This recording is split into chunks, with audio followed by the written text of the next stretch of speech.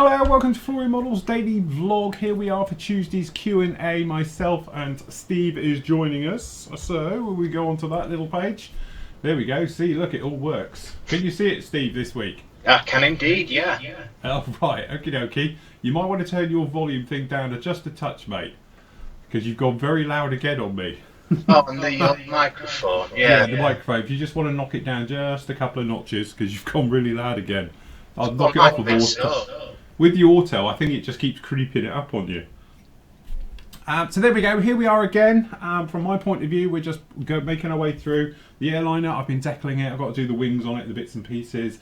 So the next part of that will be up on Wednesday with you, and we're going to make our way through. Thank you for all the little feedback when I asked about what videos, how many would you like on the go at any one time. I totally agree. When I'm doing the FW190, to be honest, when that one comes up in a couple of weeks, that is going to be just that build on its own, because obviously it's far too big. I'll have subsections of it all around the bench and absolutely everything like that. A couple of people asking about, can I show just things about cockpits and how to do like engines and wheel wells. That's all going to be covered in there, because I'm actually going to build the engine as a standalone item, and then we'll fit it into the aircraft later on during the build. Same goes because it's aftermarket cockpit, same goes with wheel wells and everything else. There's lots of aftermarket bits on there, so obviously that will cover it for World War II stuff. And then what I'm going to do is I'm going to make my way through, and we're going to do the same type of thing with something a bit more modern later on in the year as well. So that way everything will be covered just like that. So Steve, what have you been up to? To be honest, since the last saw you Saturday, I've been very quiet. I haven't done much modelling at all. Yeah, you've gone too quiet now. Up a bit.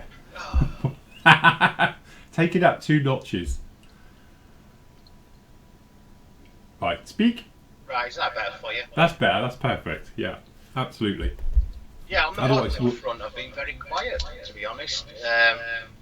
I've just been adding a little bit of paint to the dolphins that we've got on the go for Saturdays, just so I'm ready for the next show.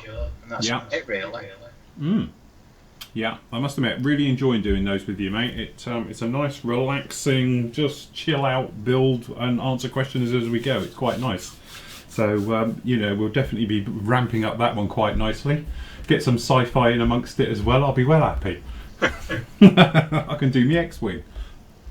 Right, being Tuesday, obviously you guys have been asking questions over the last 7 days, so me and Steve will hopefully get through as many as we can in the next hour or so and be with you. So, Michael Rossado says, hi Phil, here you often mention using M5 stainless steel nuts and bolts to agitate the paints. So here's my question, do you know if there's a difference between M5 stainless steel nuts, regular steel, and stainless steel nuts and bolts in my hobby store, but I've seen that you classify them as marine grade stainless steel?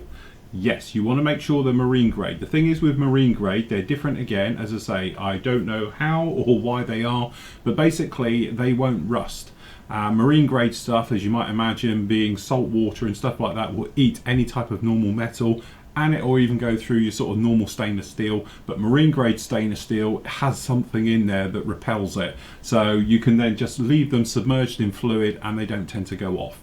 But as one of the members did put up, he put in, I think, normal stainless steel into a pot and it had gone like a rusty blob at the bottom, and that's what happens to it. So you do have to make sure it is marine grade. As I say, eBay, I put up the links to where I got mine the other week.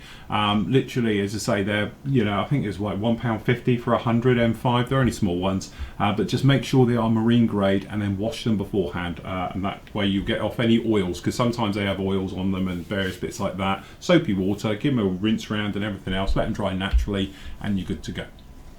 Do you use them? What have you got in your Steve? Yeah, I've got a little tub of them, just put them everything. So yeah, I must admit, a lot better than using ball bearings, because as I say, I used ball bearings once and it exploded in my colour cup because it wouldn't come out, and I thought it was the paint, so you give it a bit more of a squeeze and it blew the end of a model air bottle over. So yeah, not good. One more question, is there a way to figure out the size of your needle on your airbrush, as I've lost and can't find the original documentation that came with the airbrush? I'm not sure actually. Does the 0.4 have the groove, or is it? I know the 0.2 doesn't. Yes, the 0.4. How well we can see this. If even that camera's even plugged in. Oh, it is. hold on, let me grab my thing. I can show you. This is the difference between a 0.2 and a 0.4. See, I've fixed my overhead camera now. You might notice, if you can see it, the little groove on the end, just like this. Now, I'm not sure if a 0.6 has got 2 grooves, because I haven't got a 0.6 here, but a 0.4 has a groove at the end of the needle, just like that. Whereas a 0.2, okay, because this has got a 0.4 in it. Where are you? There you go. 0.4 got the little groove there. The 0.2 has nothing on it whatsoever. Now, I don't think either the 0.15 has got anything on the end either, but the easiest way is to look at the tip, because a 0.15, if you have got one, I haven't got one here anymore, I don't use them, is very, very sharp looking. It's really a lot sharper than a 0.2 looking and all the rest of it. So that is an easy way to tell if you've got a 0.4 or a 0.2. The big difference obviously is, you know, the nozzles as well, making sure you've got the nozzle and the needle the right size. You can see by looking at them if you've got the comparison. If you've got the nozzles all in a line, you can easily see the difference between a 0.4 and a 0.2 and a 0.15. But if you haven't, I know what it is, it's very difficult to know exactly what size needle you've got. So, do you always run 0.2, Steve, or do you? Yeah, I do have a 0.4. And I'm also looking at 0.4 nozzle, also has a line in it. Don't know why, because it's still, mine's still in the bag. Can you see it's got a line in it? Yeah. On the nozzle. So. Have a look at nozzles as well. And the 0.2 doesn't have a line. Ah, right, yes. Actually, I think that is the thing with them, isn't it? On the actual nozzle side of things, if I can get this one off. Yeah, so that's what Steve's pointing out. I can show the comparison here. Okay. So you've actually got on the nozzle itself, you've got the line, okay, and the one that hasn't. So what we're saying is the 0.4, I don't know if you can see the difference, but it's massive difference on the nozzle. So yeah, the 0.4 has a groove, has a groove in it, as does the needle. Where is it? There it is. So if it's got one groove in it, like there and there, you know that's the 0.4 pair. If it hasn't, you know it's the 0.2. Okay, so the 0.2 has no groove on it like that one. Okay, so that is how we tell the difference. There we go. I've learned something today. I knew there was a difference, I just wasn't sure what. And you wait, I've got to remember this because I'm going to put them together again in a minute and I won't be able to know which one's which. So there we go, like that. The 0.6, I have a feeling the 0.6 has 2 bands around it on both. And I think there's some difference. And so I'm not sure what I've got in the way of old school. Yeah, here we go. This is, if I believe correctly, a very old. We can do the thing here, hopefully if this works. Okay, this here is a 0.15, and as you can see it's got a tiny little groove in it. That there is the 0.41, and then that there is the 0.2. So you can see a tiny little groove on this one, so that's the 0.15 needle nozzle. As I say, the needle's long dead, but I've still got the nozzle for it. 0.2 has nothing, and then as you can see down here, this is the 0.4. I've got a feeling the 0.6, I haven't got one here, as I say, has got 2 bands on it, and the needle will be exactly the same as well. So that's how we sort of tell the difference with those. So there we go, look, our first bit of useful information today. Okay, so, right, Malcolm Towns. Hi Phil, did I miss the details about washi tape? Can only find one size. Washi tape, also known as MTI, is it? I think they call it as well elsewhere. Yeah, just have a look on eBay. There's tons of it, some really cheap and some a little bit more expensive. But as I say, I did put up the details on the forum as well. I put the link in there to where they are. I don't think I actually put it on the eBay, on the Facebook job or the YouTube page, but it is definitely on there. I don't know, you better check, but I did put them up where I got mine from. It's £1.79 for a box. I don't know. How much did you pay for yours, Steve? I don't know. A bit more than that. You got your? Did you get yours from the UK? No, mine came over from Japan. That's right. You got yours from Japan. But if you have a look on eBay, there's tons of it. Because if you look under, as we were saying, it's usual thing, if you look under hobbies and crafts, it's all in there. If you're looking under model making, it's not. The only thing is you can have some very nice colours and patterns. They do it available in, like, you know, different things. They even do a metal version of it as well, which is a bit weird, and everything else like that. So from that point of view, you can get it here, there and everywhere. And I know there's a load of guys on the forum that have gone out and got the boxes of it, but it's a box of 10, it's £1.79 I think it was, and then you got a couple of quid postage, or it's around about a fiver with free postage and everything else like that. But as I say, if you just put in washi tape in eBay or Amazon, you'll come up with absolute tons of it. Okay, up next. No, I'm just making sure we're all working. Okay, big question. Mark Milner. Hi Phil. Glad to see you're doing Paint Week. I tend to use Humbrol and a hairy stick. I've never tried to spray it. I have used since I was a child with my dad. I also now use Tamiya and guns. Tried Tamiya 16 years ago on my 1-350 Prince of Wales kit. Still a good kit, those ones. And didn't like it.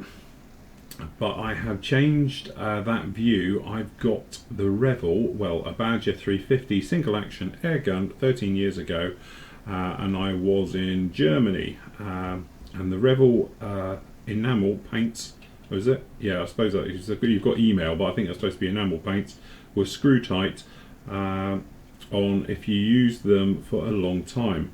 I did get a compressor, Revel Omega, which came out with the dual action Revel Professional air gun, which I want to use, but need a buster to practice on.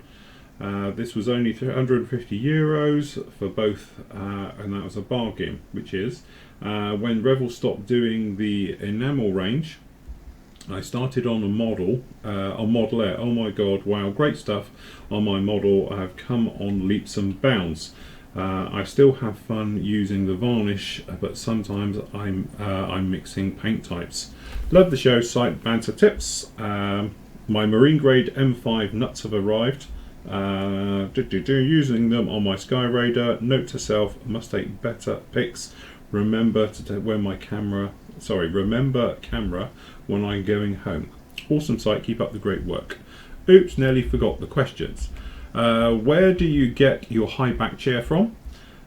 I don't know. We did mention at the time these ones. We tend to go through chairs quite a lot here. This one's getting a little bit, it's not me, it's the chair, a bit creaky. But as I say, there's usually people sitting in them.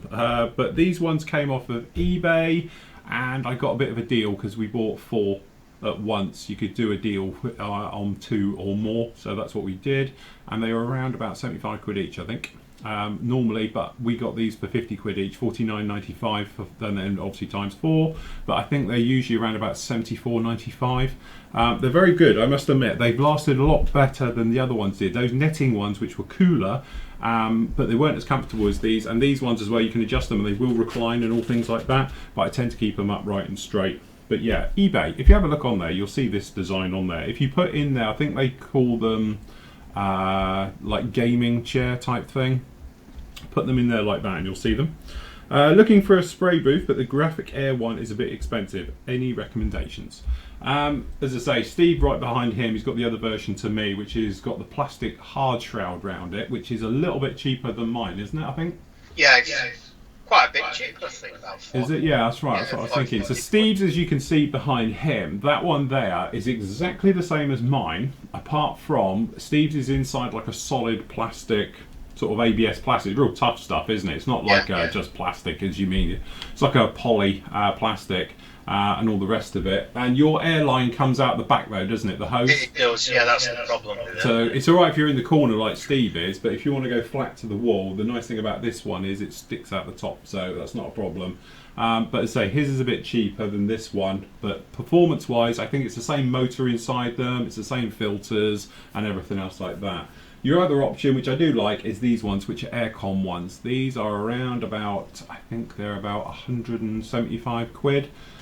For pull wise and everything else like that, they work great. Just put in there spray booths in the Flory Models site search. You'll come up with the videos we did on it, because I actually did a comparison between them. And I have to say, motor for motor, although that one's got a huge motor in it, the 35 watt version of these is very good. Don't buy the 15 because it's crap and doesn't pull. These really pull. But remember, both of these types are literally extraction units. It's the same with Steve's as well. They're not designed to be recirculating air and all the rest of it. They're designed to get it in and get it out. So you will need something, and I haven't pre-done this, it's just I've never moved it away from my bench. One of these. So you can screw this to the back and then jam it through a door, and this obviously bends and extends and all the bits and pieces that comes with it. Okay, so you are going to need one of those to fit to the back of these because it doesn't come with it, whereas obviously the Graphic Air one does come with the hose, which then you can just shove out the window, whatever you want to do with it. But have a look on the site, they're on there, you get the discount with Flory Models and all the rest of it, and these ones daisy chain together, so you can actually bolt them together, as you've probably seen in some of my videos, and I think they say you can have up to 9 in a line if you wanted to make some uber massive spray thing if you wanted to do it that way. But the trouble is, if you're going to bolt them all together, you still got to have, each one has an air thing coming out. So you can imagine the mess if you had 9 of them in a line. That's just not going to work. Yeah, just one thing about my ones, at the back of it, it's angled, so you can actually tilt it up 45 degrees facing it. So that's quite useful. Yeah. So instead of spraying into it, you can have it tilted and spray over it, kind of thing. So that's because when they do electronics and stuff like that, isn't it? They have them on a slope, isn't it? And they're sort of, doing it and shooting down into it. I think that's why they do it with that one. But as I say, Steve's one is it's got a handle built into the top as well, isn't it? And all the rest of it, if I remember rightly, on those. Yeah, it has, and power's on the top as well. Yeah, that's it. Because your power's easy to get to. My one's down the side, so you have to sort of reach around the side of it. It'd be easier if it was on the top and you could just hit the power switch. But as I say, they are nice bits of kit, but I don't know, they are extremely expensive. But it's a one-off time investment. I've had that one now 7 years, I think it is. And as you say, it's on continuously running most of the day. It's been on today, to be honest, for a couple of hours, and it just never fails me. Just do the cheaper thing with the filters, because as I say, the genuine filters can be a little bit expensive. Okay, so Antle says, "Hi Phil, I would like to know if there is a video tutorial on airbrushing smoke and gun stains." Now, I did answer you on that, and I put a link, if I remember, down onto it, because there's a standalone video on smoke and gun stains we did, so that is up on there. So if you only want to see, it's in the tips area on the site. Hi Phil, how do you thin Vallejo matte varnish? It'll be, I think that's first time. But not I use it. It looks milky. Yeah, with the Vallejo Model Air varnishes, you can just use their thinners, which works quite well, or the same as X20A in there, or any other type of thing, works absolutely fine. Sometimes with all the Model Air stuff, I tend to put a few drops of airbrush thinner into it just to make it flow a little bit better. Especially if it's an older bottle and been kicking around. We spoke about it last week. That way it just makes it flow. There's a little bit of retarder in this stuff and things, just keeps it going nicely and stops you getting sort of spitting, stopping, starting and things like that. Steve, do you thinning yours? What do you use as your preferred matte varnish? I just use Vallejo thinner. To be honest, a lot of the time, if it's matte varnish, I just put it straight into my airbrush and blast it. Yeah, blast it about 30 psi, and that's the job. But to be honest, I've moved over onto Tamiya. XF86. Yeah. Moved over onto that stuff. No, it is. The thing is, I like about the XF86, if you want to give it full on, it doesn't seem to get the milky, dusty look to it. It tends to just go flat on there. I don't know the difference in there, but it's quite nice for using if you want to go for a dead flat finish. Good distance away and just blast it maximum air pressure. But what you want to do is, like we said, I spoke about it quite a lot doing the Terminator, is just dust it, okay, then cut to air, then dust the one. Don't just keep going at it, because you're just going to end up with a white frosty look to your model, okay? So you just light dusty, maximum distance. The big thing to remember with all types of spraying, because I know people are asking me about gloss work and stuff like that recently, the closer you are, the glossier it'll be, because you're going to flood it. The further away you are, you want it to all to be drying, so when it hits it, it's like sandpaper effect all over your model on a micro scale. Okay, but you don't want that if you want gloss. You want complete opposite. So if you're glossing, you want to be really close, so you turn down your air pressure and get right in on top of it. But if you want to go dusting or flat coat, further away, and I will be, as you've probably seen now with the other camera angle, the wider one, quite a distance away, because I'm shooting probably a good foot, 2 foot away from the model, dusting it down, things like that. Okay, so Michael says, "Hi Phil, I wish to make a donation to the charity but unable to locate on the forum. Please can you poke me in the right direction?" Yeah, literally if you just go to the Flow on the Go page, the multiple one, first page on there, I've even put people who have donated now onto it. Okay, so there's a list of, well no, I did it the other day, I've got to update it again, but there's a list of people who have donated to Flow and Snap and everything else like that. That is on there. So if you go from here onto the Today section, on the top, at the very top of the forum, just click into that page and Flow's pinned at the top. You've got Flow on the Go and the Flow pictorial. Just go Flow on the Go, page 1, and there's all the details in there on the first post. Right, that's talking about me on there. Okay, Gary says, "Hi Phil, just finished all the camo and paint work on my Airfix Hurricane Mark 1 old tool. And before I apply the transfers, I would like to weather. I'm wondering whether I should spray the whole model with a gloss coat first or not. On that note, I'm using Vallejo varnished mixed with Vallejo thinners, or should I just use water?" Well, we said about that. I would personally use thinners for it. As for doing the entire model, that's what I do with mine. I tend, if it's a finish like this one, to be honest, because I polished it by hand, I didn't worry about it. I've just decaled straight onto it.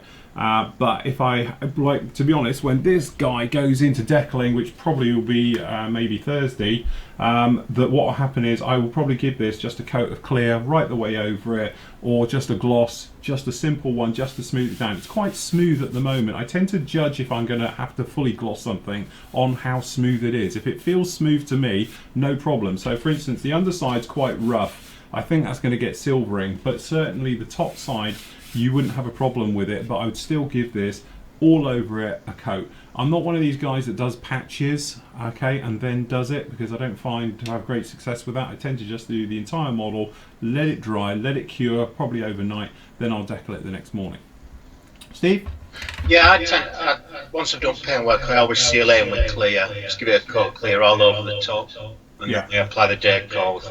And I always apply weathering over the decals as well. Once they seal the decals. Yeah, seal it down. Yeah. Also, the thing is that I always imagine that when the paint is dried on your model completely, I like to seal it, because if you're handling it a lot and you do make, you know, let's just say you've got a dirty fingerprint, something else like that, or for whatever reason, also wearing through it, you're not going to wear through it very easy. You can easily just rub it back or get a little bit of airbrush cleaner, because you've protected that layer. And as like Steve was saying, then you decal, then you're going to actually put a protective layer to protect the decals for when you come in with your weathering, and that way you can throw all your weathering at it and not worry about it at all. Okay, and it's just different layers of protecting it all the way out. And to be honest, this guy here is going to get a full gloss coat right the way after it, because I need to bury these decals. They're very good. I'm using the Skyline ones on this. They're very good, they're very nice, but I am going to gloss this right the way over it just to seal the entire thing in, and a little bit of a hope of fading back a little bit of this metallizer effect that I've got with the aluminium foil on here, just to knock it back a bit, because at the moment it's a little bit shiny, but certainly that way it'll bury the decals down into it. I'm probably not going to over weather it, purely because everyone keeps saying to me, "Oh, it's lovely and shiny, isn't it fantastic?" So I don't want to weather it now. But that way it just protects during each of your layers as you go through. Then he goes on to say, once all the transfers have been applied, should I then give it a matte coat before weathering, or whilst it's still in the gloss state? I never know what's best. Depends on the weathering you're talking of doing. Technically, yes, you want to seal it. So if you're going to be using something like our wash or something else like that, the Flory Models wash, what I would suggest is a satin coat, then weather it, okay? And then that way you're good to go. But if you're talking like, you know, you're going to be going in there with oils and various bits and pieces, perhaps you might want to go in there with a gloss coat so you've got a little bit more control over it.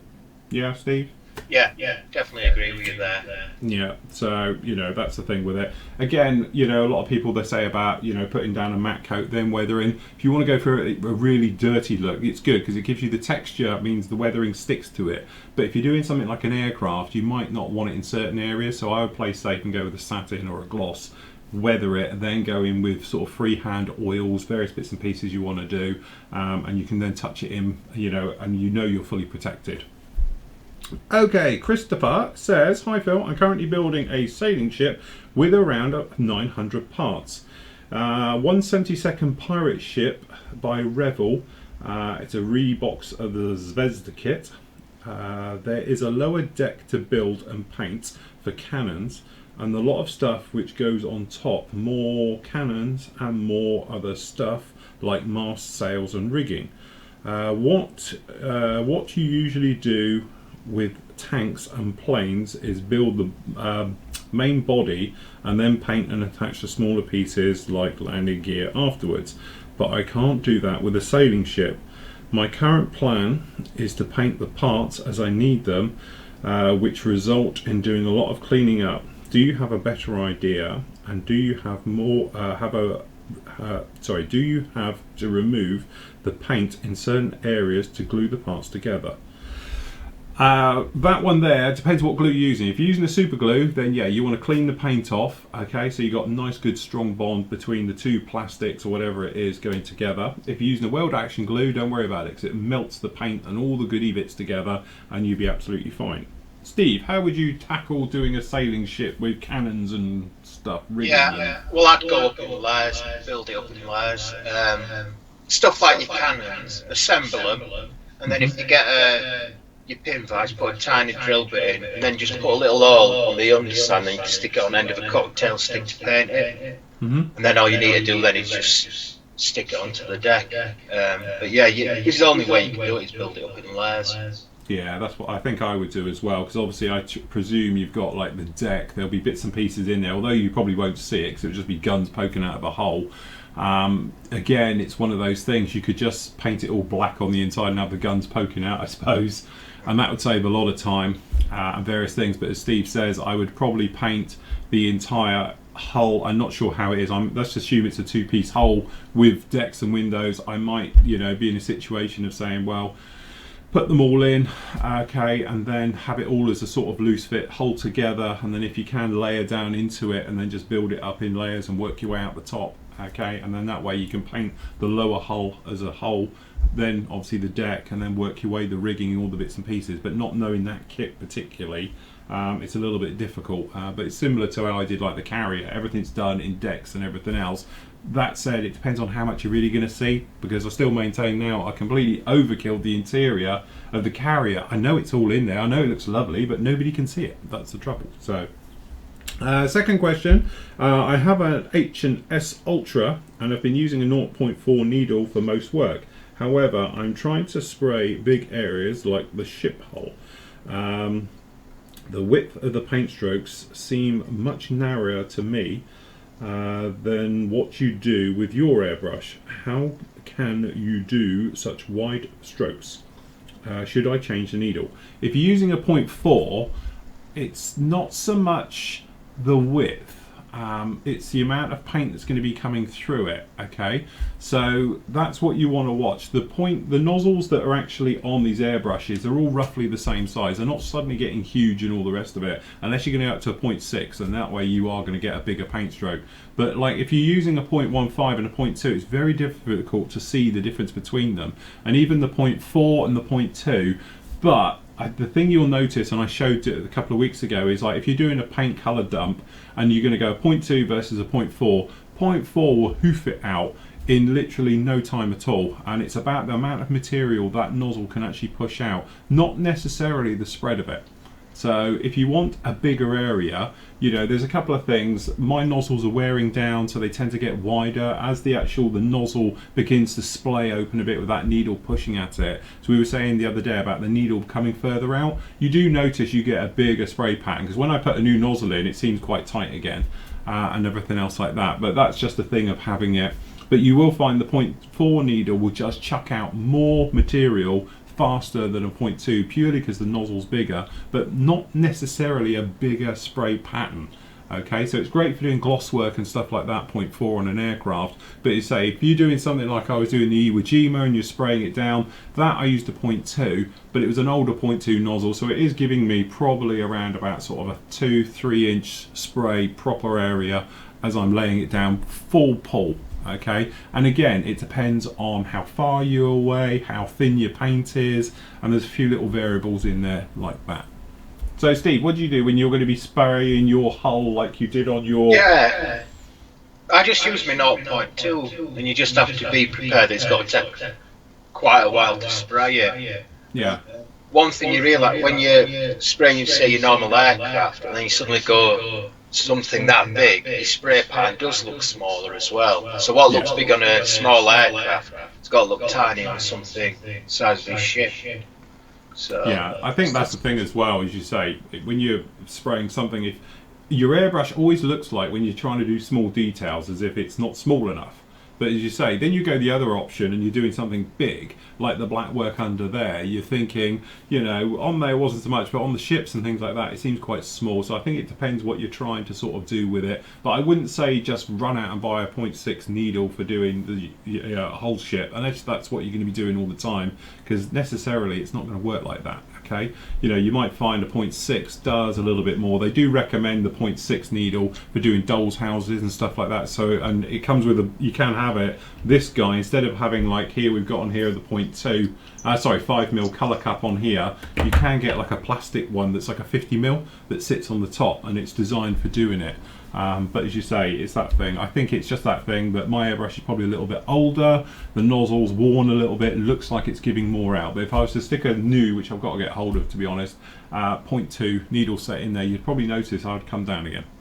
So yes. Okay, so Gareth says, hi Phil, building the Trumpeter 148 F9 F3 Panther that you reviewed recently. Question, what colour do you use for the blue?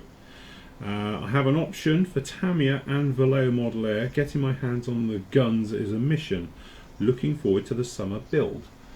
Right, okay, well that's like the royal blue, isn't it, I think, on those things as they did them. I can't remember the colour, what the call out was exactly for that one, but I think like the royal blue, which Tamiya do, which is what, X3? Which is like a real gloss and all the rest of it. I'm just trying to think what the other one was now. But yeah, it's a very dark blue. It's not an easy colour to work with, that dark blue. As I say, when you're doing all the Pacific aircraft, World War II, and the modern ones or the early jet era ones, they are always in that blue. And so it's not an easy one to work with and all the rest of it. I'm pretty sure Tamiya just shouts out for X3 for it, royal blue, and works through it that way. But again, some subtle uses of greys into the mix and things like that will change it slightly and give it a more weathered look. Yeah, I've got it down there, there it is. Yeah, I would say it's probably like a royal blue. If I was to do it, I'd probably stick with Tamiya because it's easy to work with, and I'd do different shades of the Tamiya royal blue. As I say, the guns one, which I've got a feeling, no, it's not that one. I have got it somewhere up there. That's the Impulse blue. Again, I think they call it royal blue or something. Okay, so John, he says, Phil, the washi tape test you performed was most helpful. One issue I did not address was the effect of additional adhesion from pulling it off over previous paint layers, especially metallic finishes. Perhaps you could do a follow-up test. Thank you for your effort in interesting us modelers who do not have the time to test all new products available to us modelers. I did give it a bit of a pull. I did mention it on the thing because I stuck it on some of my older models that I've got up there in metal finish. No pull at all, absolutely fine. And I did it over that, and I ripped the hell out of it to see if it would shift. Nothing at all on it. And to be honest, my test, I think it was on the Friday. I don't know, was it you, Steve? I stuck it to this when we were yapping. But I stuck it all over this thing and I left it for a weekend and then came back and pulled it all off, and it was absolutely fine. We had no traces of lift, pull or anything whatsoever, and I've got a couple of 1/72 metal ones that we did for on tests and things before, and it had no effect on that whatsoever. Yes, you get the metal look to it on the sticky stuff, but it's got more bite, I think, than the standard Tamiya tape. But it doesn't rip, it doesn't peel it off unless you're an animal and your paint hasn't got a primer onto it. All of this stuff's primed as well, so it's not just onto plastic. But I think if you're an animal, when you're peeling off masking and you're just ripping it, you are going to run the risk. But if you're gentle with it and peeling it back on itself nice and steady, you'll have no problem with it at all. You'd have no more than you'd have with Tamiya tape. Have you been using it yet, Steve? Your wishing tape? I haven't really used it yet. I've tested it, but I haven't really used it on the model yet. I think the first one's got to be probably the Tornado or the Dolphin. Yeah. So it'd be good to see how it goes on them. As I say, my only downside to it is the edging of it isn't as sharp as Tamiya tape, which is what we said about. It's got a nice edge on it, but it's no way as clean as Tamiya tape. So if you were doing it for sort of masking up and your various bits and pieces, then I would recommend sticking with a Tamiya tape. A bit like with the bomber we've spoken about, you've seen it now, I had the bleed through issue with it. That was using that cheap tape online. I think if you were using the Azuzi very thin tape and stuff like that, I wouldn't have had that problem. It was just because it's a cheaper tape. It does come in a nice box though, so it does protect the tape from bashing around. Yeah, that's right. Because that stuff I sent to you, obviously, it's been through Royal Mail, so that doesn't help it. And in a massive jiffy bag. Yeah, that's the one I had. And it came in an A4 jiffy bag with like 3 rolls of jiffy tape in it. And like, freaking hell's that? Because when it came through, I didn't even realise it's from you for a while it sat here, because I thought it was something else, and it was like, no, it's Steve. It had the pot of paint in it. That's right, in the pot of paint. Yeah. There it is, still here. I've got one in a tin and one in here still. I'm looking forward to painting that. That'll be fun. Okay, so oh god, here we're going to go. Try and pronounce this. Joe Chim, something like that. Sorry guys, mutilating your names. I want to paint areas on my model that would look like areas for glowing from within, e.g. windows not made with clear paint, parts, and an LED inside. Sorry, not made with clear parts, with an LED inside, but painting the surface. A simple way could be a yellow area. I could guess this is a window, but since it's not really glowing, it would look fake. Any idea how to create something more real? If you're wanting a glowing area, because obviously the guys were thinking about slime lines on aircraft, you know, the night things, and some guys were saying about, you know, you could put in like clear plastic into that shim and then overpaint it in green and then put an LED in it so it sort of shines through.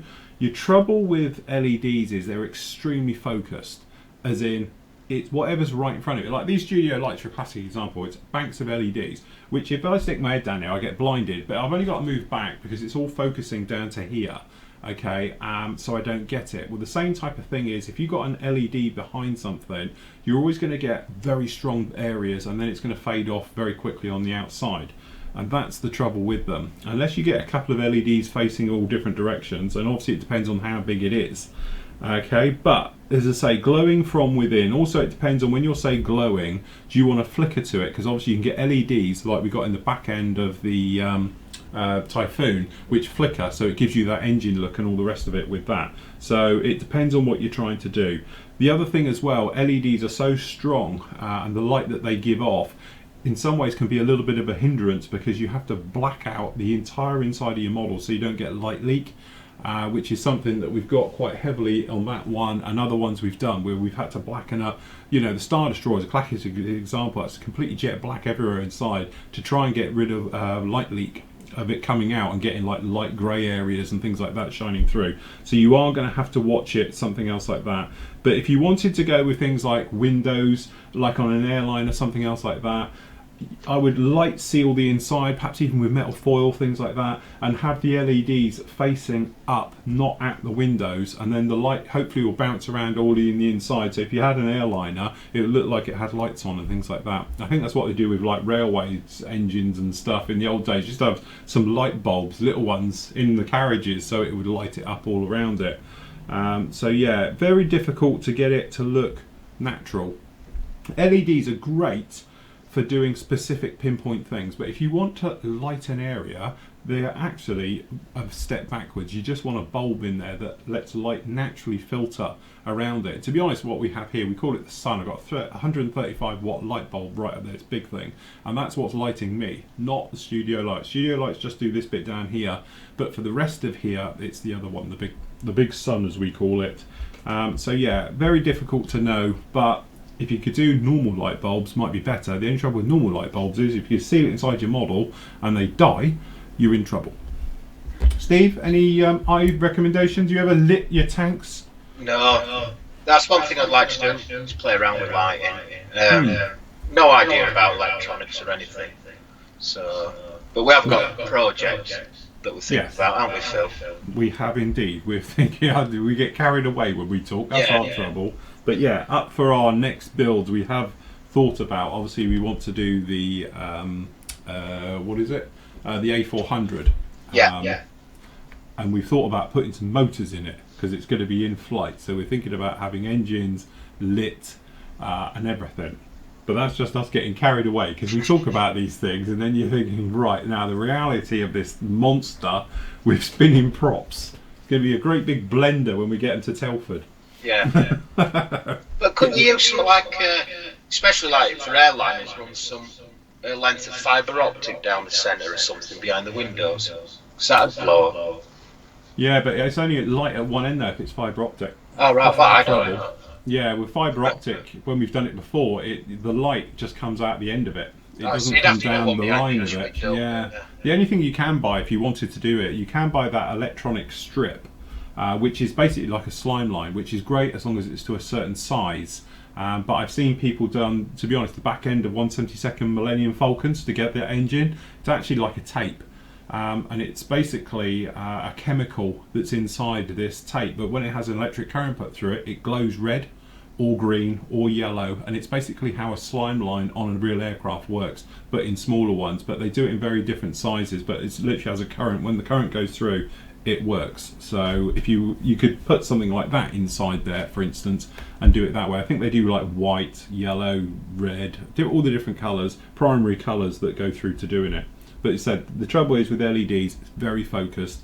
You could get away with it in here because, to be honest, the only width is these down. So you could put a big LED at the back shining through, okay, and then hopefully it would be hitting this end, so it would just be ambient light all the way through. But again, a bit of trial and error because we are no means electronic experts. Even though I've done loads of builds now with electrics in it, I still don't know how they'll work. All a bit pie in the sky to me. Okay, Ralph says, hi Phil.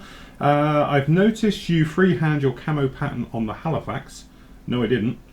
Do you still use do you still use unlike Clever Putty? I've used it on all my camouflage work, seeing you used it and love the technique. Yes, I do. I was just doing it differently. Because of this one, I didn't do this freehand. This was masked, all of it. Because of the scale, I've done it as a hard edge camo and then I've sanded it so it sort of fades it a little bit. But generally, I do like the Clever Putty. It is good. It worked great on the Hawk. The Hurricane. But my only drawback to using that stuff is if you don't do it straight away, it flattens out. That's only my thing. You are against the gun. As soon as you roll that stuff up and you put it down, you can have it perfect. Put it down, go and answer the phone, come back and find it's gone like leveled and joined together and just makes a giant sea of it. So that is the only drawback to it. So like with me, if I'm painting, to be honest, I did, you guys didn't see it on camera, but here I did one wing, then I did the other wing with you, but that was on 2 different days even, so it was quite, you know, easy for me to do. I did one late afternoon doing one wing, the other one was the next morning we came in and did it.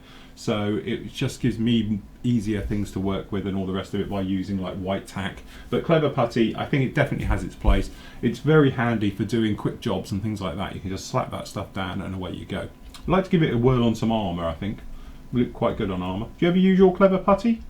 To or is it gathering dust? It's just gathering. I wouldn't have a clue where it is, to be honest. Somewhere around. See, this is it. We all go out and buy this stuff, and then now, like mine sits here because it's only because it's on every Q&A that someone seems to mention it, or Adam starts playing with the Powerball. But there we go. It does the usual thing and just goes flat on you. Again, it's one of those techniques where, yes, it's nice. I've used it. It's not necessarily one I would go back and use time and time again, though, purely as what I've mentioned before. But it definitely has its place. If you get on with it, absolutely fantastic. And that's the whole point to this. If you get on with it, then go for your life. Right, we're talking about homebrew thinners. We covered that. Somebody's put a link up to it. Bryn says, hi Phil, great show. Love the blah-de-blah-de-blah and all the rest. Anyway, just joking, I'm trying to figure out how to do the deck cord on canopies. I've tried painting it by hand, wrong, not steady enough to paint by hand. So please, would you give me a suggestion? I've tried doing this, but hey, please, what would you do? Suggestions. I tried doing this, but it didn't help either. If you can guide me to a video that has it. I'm just trying to think of a video. If not, a suggestion would be very welcome. Thanks for the inspiration. Brilliant. Right, which videos has it on? I'm pretty sure the Harrier has it, and I'm sure the Hawk has got it as well. There's a couple of things, depending on how your deck cord. Is your deck cord a recessed? If it is, happy days, use whitewash. Drop it in, let it dry, wipe it off, instant deck cord, no problem at all. If it's raised deck cord on the inside, which I think the Airfix Hawks are, if I remember those rightly, then you could try and dry brush it on. Okay, there's decals out there, you can do it with decals. The only trouble with the decals is they're a bit of a nightmare. The photo etch, that's even more of a nightmare, trying to get it to bend and stick in and all the rest of it. There's no mass easy way to it, to be honest. Steve, how would you... If it's raised and on a small scale, I'd use a cocktail stick just to dab that in your paint and then put it on, because it's more precise than a paintbrush. Yeah. Yeah, definitely. The other thing as well, I wouldn't use your standard acrylics. If you have got some, use something like a Vallejo model colour paint, because it doesn't dry quite as quick and it doesn't drag as much, and you can put it on like that. Or an enamel is probably the only time I would use an enamel as well, because enamel's a bit slower and all the rest of it. You can get it on there if it's raised on the inside and say go around with a cocktail stick and do it that way. Acrylics, you tend to have that thing where it's drying and then it's trying to go through, can be a little bit difficult. To be honest, deck cord is one of those real pain in the arse. You can buy decal sheets, people do them, of just deck cord and all the rest of it. It's a recessed, easy, a wash or thinned paint, just touch it in, capillary action, zips round, do it like that. I've done some Hawks in the past with it and had no problem. I'm just thinking what else we've done with it in there and everything else, but I'm pretty sure the Harriers that we've done that have got deck cord in were done like that. I'm just looking at my ones to see what we've got. But it is worth, especially if you do aircraft majority of the time, buy yourself a set of basic Vallejo model colour paints, like your white, black, grey, yellow, red, green, because they are thicker and they are better for brushing on or using a cocktail stick to apply them. Because Tammy's too thin, Model Air's too thin, so it's always worth, and one bottle lasts you for years. Which is one thing I haven't done my review on yet. I never got around to it last week, so we just got carried away and too busy, but I'll probably do it this week. And this is this guy that I bought. Obviously you don't need all the colours, but I didn't actually have any of the standard white top Vallejo paints. So I must admit, I did treat myself, well, a couple of months ago now, to this. So what we got down here is obviously the full set of sort of primary colours of everything you could ever need, really. And you get a few brushes in here and everything else. To be honest, this was on sale at Creative. It was half price. It's 50% off a couple of weeks, well, months ago now. So I don't know if they've still got them. Most of these colours, yes, I wouldn't use, but there's others in here I probably would. And to be honest, it was how originally I was going to do the airliner before I found out, well, actually, X14 and X4 are pretty much what we need. But yeah, so we got various ones down here, but I have used a couple of these now a couple of times, and really handy because the paint isn't Model Air, and I think that's where you don't want to get confused with.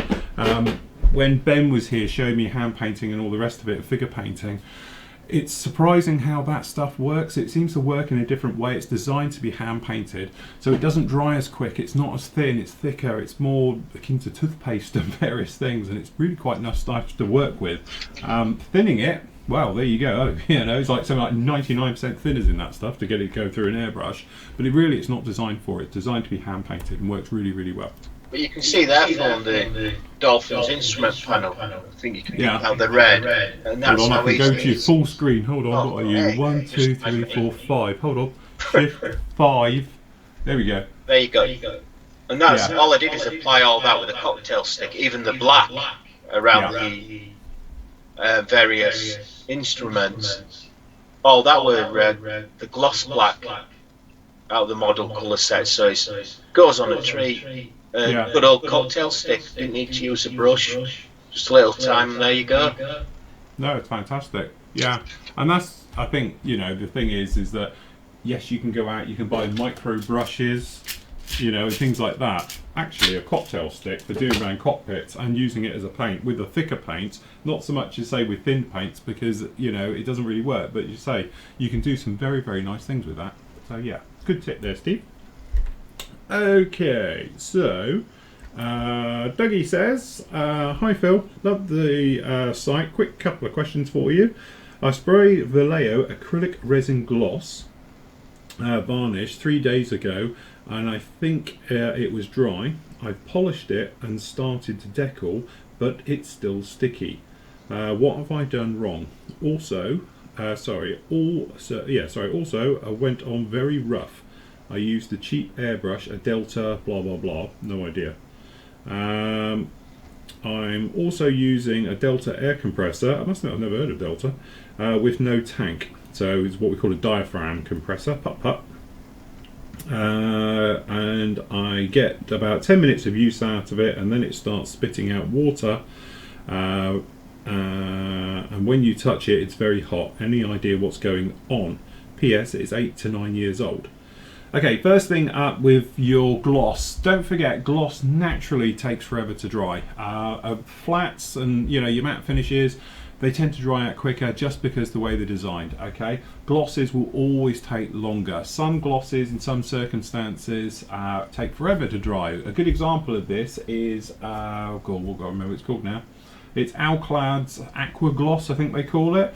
That, I tried it and it just took forever to dry. I just couldn't get it to dry. I used it when I did the big Tomcat and it was still sticky weeks later, and I had no idea why. It just wouldn't go off on me until very, very later. Months later it was fine to touch. So it's amazing how some things happen. This type of thing, when I'm going to gloss this, to be honest, because of time and stuff like that, I'm going to use a 2-pack gloss. It will have a hardener in it or an activator, so it'll be dry within an hour or two. But normally if I was going to be glossing something like this, traditionally, I'd expect it to take days to go off, purely because it's thick paint, it's clear, and all the rest of it. So yeah, it's going to take a bit of time to go off on these things, so you sort of have to allow for it to happen. It's just one of those things with glosses. So don't worry about that too much.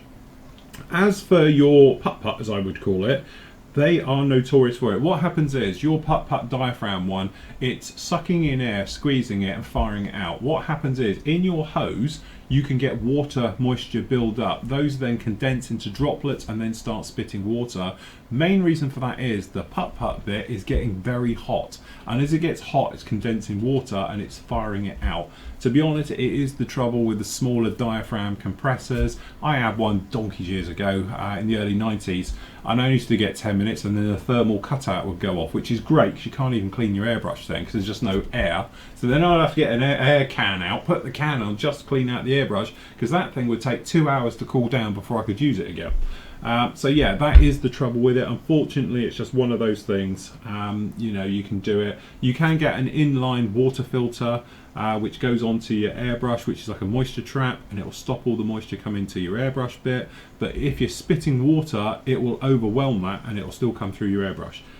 At the end of the day, if you're going to be going for it and taking the hobby, to the next level, and you're really getting on with it, I would highly recommend getting yourself a decent compressor with a moisture trap and all the bits and pieces on with it, and a regulator, and that way you won't have a problem. You don't have to have one with a tank, but I would recommend having one with a tank, purely because your compressor's not working as hard. It's not continuously on when you're using it. You don't have to turn it on and then use it and all the rest of it. So you can pick up a nice one for around about 50-75 quid for one with a tank on, and it should last you forever. And then if you get really going with it, you can then step up, get one with a bigger tank, and then obviously you can work your way through airbrushes and see what works well for you.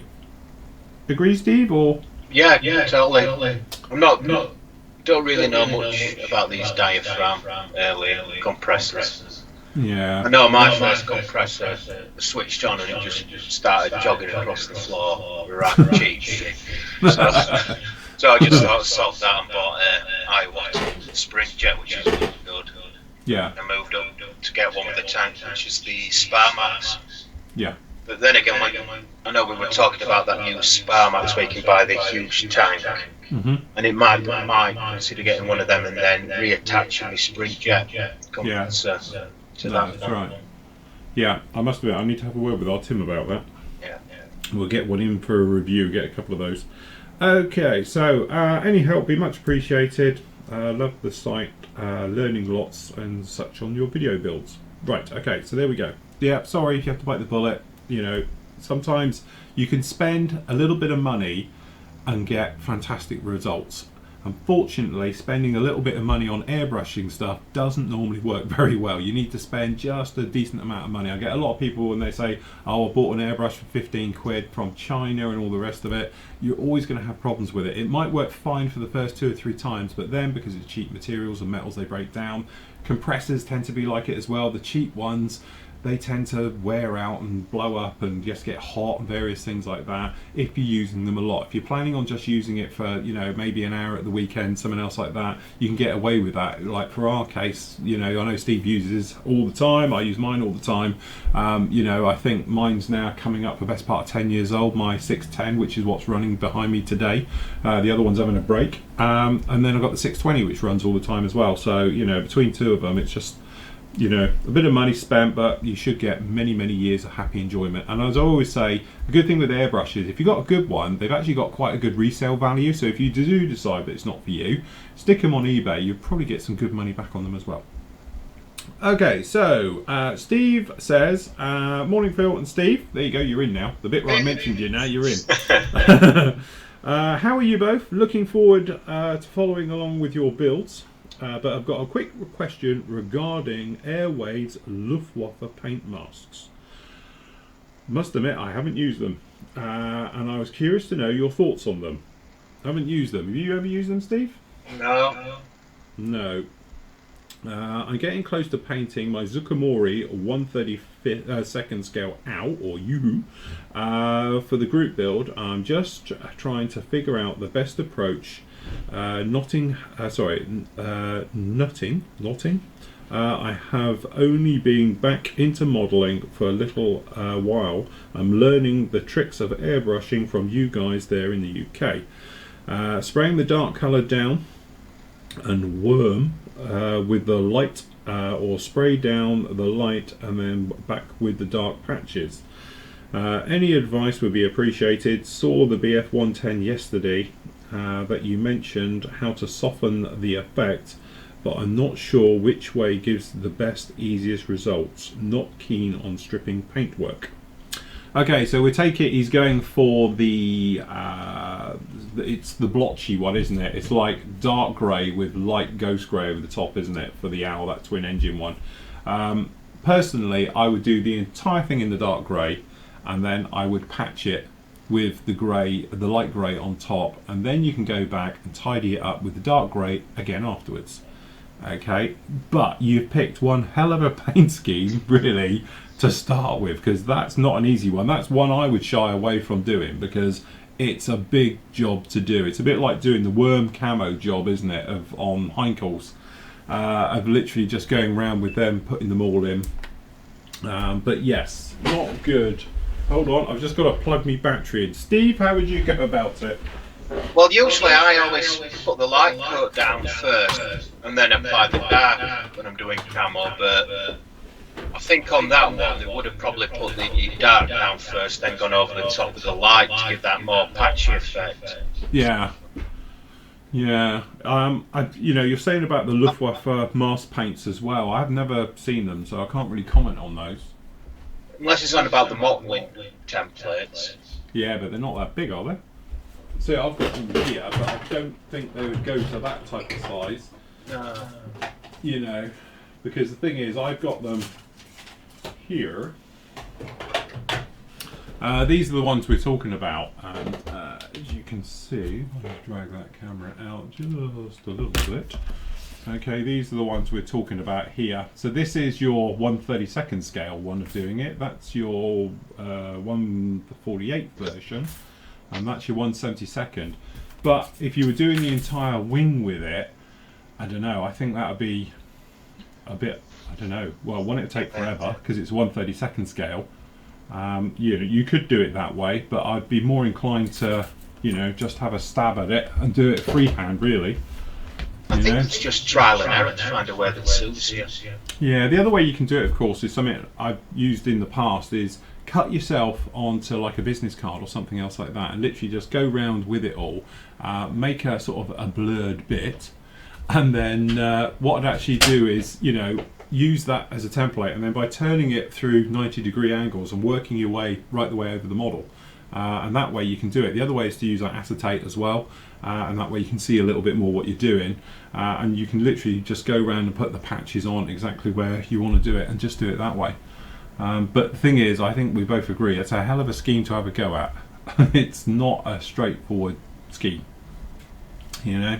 But what we're saying on that one where I was mentioning about blending it in, what I would do is once I've put on that the lighter patches, and I'm pretty happy with it, and perhaps I've gone round with a darker one and I've cut it in just to tidy it up a little bit, what I do is a very thin mix. So it's like, you know, just 20% paint, you know, 80% thinners, and I will blow it, the thin colour, the light colour, right the way over everything, and that just tends to knock everything down to the same level. It stops you having it look like there's patterns all over it and all the rest of it, and just blends it all out. A classic example, when you look across the bomber, I don't know how well you can see it on there, if I just do me a second. When you're looking across it, there's no real look to it. It's not like there's some patches that are more shiny than others, yet it's all completely done at different levels. Okay, so when you catch it in the light, it should be quite a muted look right the way over absolutely everything. What are we? We're 6, I think. There we go.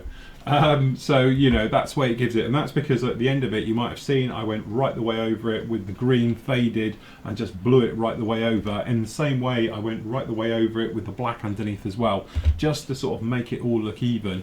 That's what I was trying to say to the guy who I was talking about, his 110, just to knock it. Otherwise, it's a little bit too sharp when you just use these. So there we go. Okay, so how are we doing on time? Yeah, we're doing all right. 4:15. Oh, well, that's all right. Okie dokie. So Neil says, I've been thinking about model repair and fixing errors and wondering if there's ever a point where errors on the model become unfixable. I know sometimes I get a little apprehensive that I'll make a mistake and wreck a super expensive kit. And yet the kind of thing, no kit is beyond repair unless you've let Sid at it with an air gun. E.g., I found all the parts. Do you think Buster could ever return to his former glory?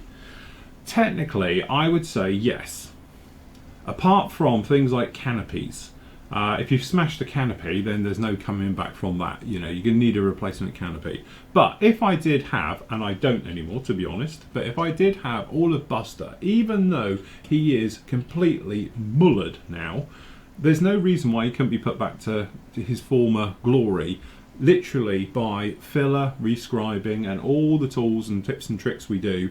There's no reason, because even if you took a bullet hole to him and blew a hole in the side of him, you could technically fill it, you know, rescribe it, sand it down, and all the bits and pieces, so it's gone again. So there's no real, I think, thing you can't come back from, apart from, you know, if the plastic itself has been bent and stretched. That could be something like if you got hold of this guy and got hold of the wing and physically twisted it so the plastic is like really out of shape, it's going to be very hard to try and get that all back together. You'd probably be better off just cutting out the section that's twisted and bent, redoing it and remaking that section and going through it. But I honestly think it'd be nice to do it as a challenge one day, that, you know, literally give me something and I'll try and put it completely back together. But obviously it's a time thing, it would be like a week's work, you know. Even like Buster now, as he sits here, you know, with all the different errors and the bits and pieces he's had over the years and everything else, and he is pretty nasty, there's no reason why, if, you know, given a week's work on that, you couldn't have it back to looking exactly like brand new. Again, it's just one of those things, you've got to go around, fill all the holes, take care of everything, strip it all back, rescribe, re-rivet, you know, and all the bits and pieces and get it back. The trouble you'd have is, one is I don't have the canopy anymore, and the front one has been completely painted over. To try and get that back would be a little bit of a nightmare. All over, but generally, you know, never say never. As we said before, we've seen things that have been broken, smashed, repairing holes, filling. I think you could pretty come back from anything. Steve, what do you reckon? Would you? Or would you just buy a new kit? If I just built a really nice model and had damaged it, yeah, I'd do my best to try and repair it, you know. Even if it had a paint rack on it. I was going to say, even if, yeah, but you've lost the wing to that. Rob lost the wing to it. How can you lose a Zucchero but that would have been 1/72 Sky Radar's wing? It's not exactly small, is it? Not really, but he lost it. But that would have been repairable. Bit of work, hard work, and you'd have got that back. But there's one thing, when you do work on an expensive kit, and you think, oh well, I might damage it, make a mistake, and you don't, because you tend to concentrate more. Because you think, hang on, this, and take your time, because you want to get an amazing outcome from this expensive kit. So don't ever be afraid of tackling them. No, and I totally agree. I said, you know, I had a guy to me say the other day that he got some models given to him, and he was on about stripping them and respraying and all the rest of it. And I was like, yeah, go for your life with it. If that's what you want to do, you know, you could strip them back and redo them. The only thing is, I get put off sometimes if it's somebody else's model. Obviously, you know, you've got that sort of added pressure because you're not quite sure what they've done and the techniques they use. So they might have different ways of doing fillers and things like that. With me, I know what's going to be underneath the paint, if you like, so it's not so much of a problem. But if you're doing somebody else's you've got in and go through the motions of it like that, you know, some of you might remember years ago when I used to do commission work, I used to repaint mahogany ones and stuff like that, and that was truly horrible. But I didn't strip them back, I just sand them back and then prime and redo them and all the rest of it. But the same with as well resin kits and stuff like that. It's a very similar process to it. But I would say there's nothing that isn't repairable as long as the plastic is all still straight. So if it's a clean break, if it's been sheared off, if it's had something tipped over it, that's all come backable. Yeah, there's no problem with that at all. It's just that literally I would draw the line if, you know, the wings were like bent and the fuselage was bent and everything else like that. That's going to be a real particular problem, because really trying to straighten it isn't going to work with plastic, and then all you can do is cut it out and redo it. And to me, if you're starting to go down that route, it's probably easier to buy the kit and do it again. Like for instance, you could go out, say the wing was broken on the Halifax, it'd be easier and quicker to go out and buy a new wing for it and attach a new wing to it whilst recovering the rest of the model and do it that way. So that would be my thing. Okay, Paul asks, hi Phil and Steve, can you explain why you favour Tamiya Extra Thin over other glues? When I was a lad, about 400 years ago, I used to use EMA glue, which is mech. It seems to be as thin as Tamiya Extra Thin. So I was wondering why you favour Tamiya over mech, which is cheaper. Love the show, love the vlogs. Cheers for everything you do, and the team do such huge thanks to Mel and her team. Everyone doesn't realise Mel doesn't work for the company anymore. She actually left last year, but she still gets all the kudos for it. I placed an order with me, and it arrived. I placed an order. It's with me within a day or two at the most. Regards, Paul. Right, okay, the reason I don't use mech, because it evaporates too quick. That's mine.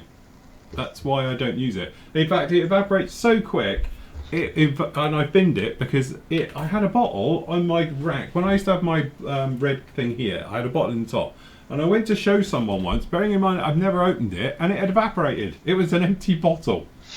So I thought it was you lot all messing around and somebody had emptied it, but the seal was still sealed. I thought one of you wise guys had switched it with me, with the guys I have around here, as a bit of a yoke, which they often do to me, but it wasn't, because the seal was physically cracking as I opened it. So it evaporated before I'd used it. What are you eating? Polo. It's rather tasty. Sugar-free polo. But yeah, so, yeah. You? I did used to have some actually. In fact, I'll see if I've still got it and see if it has evaporated. Yeah.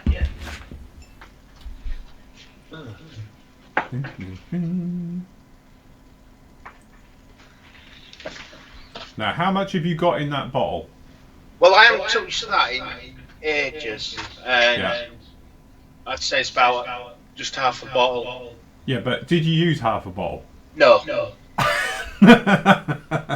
So I've probably used it on one model, if that. So it's a lot of it's evaporated. And to be honest, if you look at the comparison of the two, that's easier to knock over than the Tamiya bottle. Yeah. And it's a lot easier to use. You've got a little brush straight in there. With that, you're having to get a sable brush, faff around, or a special tool to apply it. So yeah, Tamiya's just more easy. It's a lot nicer glue, I think.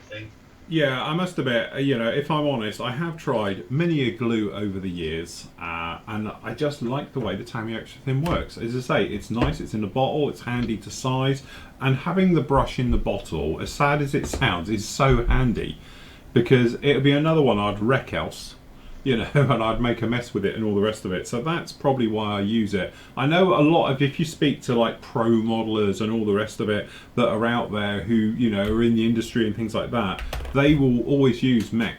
That's what they use. But for me, sitting here and having all the stuff around me, I do like it. And I like the white stuff as well. I use the white stuff. I'm down to half a bottle now. So I've used that half a bottle in the last 6 months. I don't use it all the time, and I just use it every now and again, but I do find it works extremely well and it does everything I need. And there again, it's one of those things of that it's a good product, it does everything I need, and I've been using it probably for the last 20 years.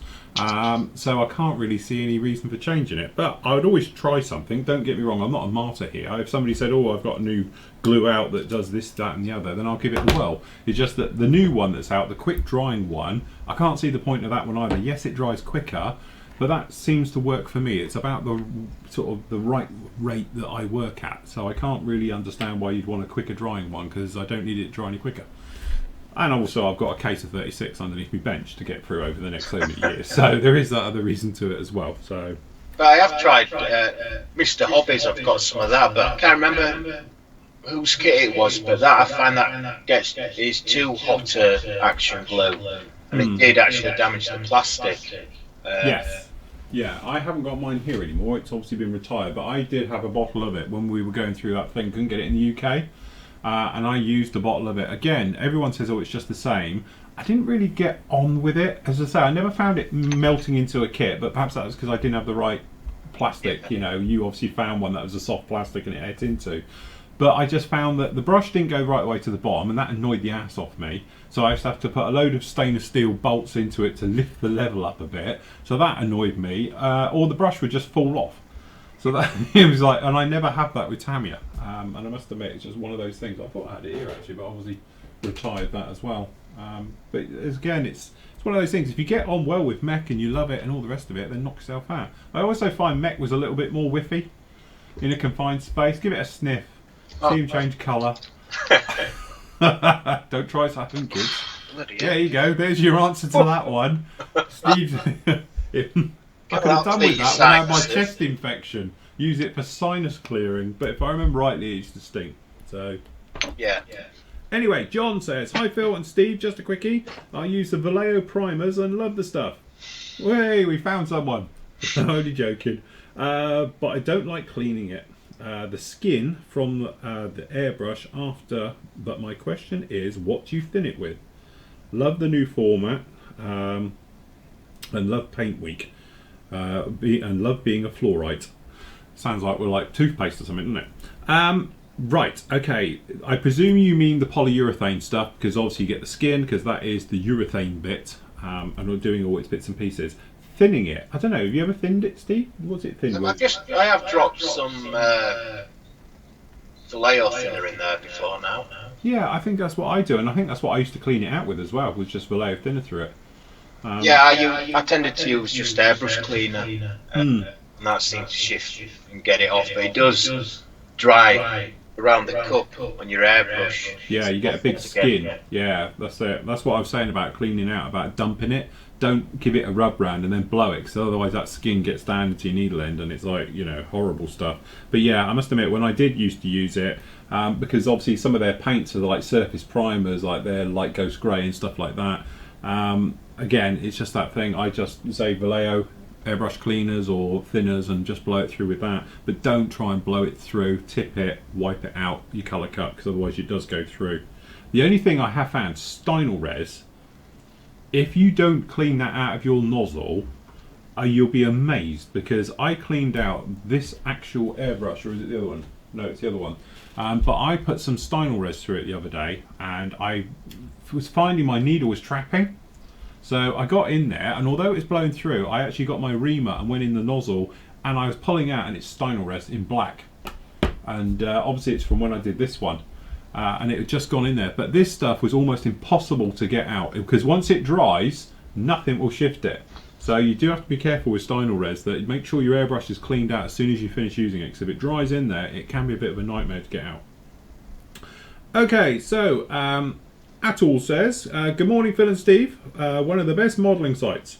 Love your review of the AK Metals, which I am still watching. One question, which you've covered, but did you gloss the Starfighter after weathering the metal? Which make of which would make the model more handleable? Fabulous site as always. To be honest, I didn't. The decals went down beautifully, but I did do the white stuff. So I actually did the wings, have been glossed, and they are absolutely fine, but I didn't do the metal finish because I didn't want to see what it was, going to go like. That said, I have done it since on other bits and pieces, and it's fine. You will lose that luster though if you don't put it down as a gloss. I.e., if you put it down as a satin, it will lose it. It all turns matte very, very quickly, so you lose that shine from it. If you put it down, to be honest, I'd put down some 2-pack lacquer onto it, absolutely beautiful, no problem. But as soon as I went in with something like a satin finish, like Future high air pressure, it loses it and it all goes very dull and very horrible and all the rest of it, which is one thing the Vallejo stuff doesn't seem to care. You overcoat it, it seems to be fine. So yeah. Have you tried Vallejo's metal varnish yet? Yes. If you smell it, it smells lovely. It smells of flowers. It went down fine, no problem at all. It's all fragrant these days. Mind you, you won't be able to smell anything after smelling it. You've burnt your nose receptacles off. But yeah, I have it. It's right here. To be honest, here's mine. A metal coat varnish, unless they've changed it. Yeah, no, it smells nice. It smells like a sweet shop. I use that on the thingy on the MiG, and it works a treat, no problem at all. Again, this stuff you have to watch. It takes a while to go off. It's a bit sticky for the first couple of days. Takes a bit of time, but that's it. It's a standard gloss and all the rest of it.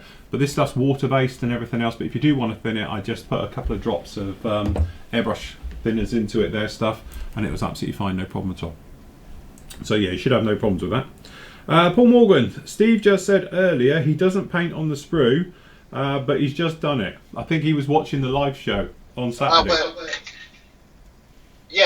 was doing the instrument panel. Now, I've done that on the sprue because the sprue gates are on top and it's not got to affect. When I snip it off, it won't affect it. Yeah. That's the only reason I've done the instrument panel like that. Quick tip for you, when you do put it into the instrument panel combing, make sure you take out the ejector pins at the top because they will interfere with the fit. There's 2 ejector pins inside the panel combing on the actual bit that goes round it. When I put mine in, I should have really done it first, but they wouldn't, so I had to go in there with a blade afterwards. Oh right, yeah, I see what you mean, yeah. Because if you put it in, it don't fit. So you need to just get a blade and just scrape them out or whatever you do with it.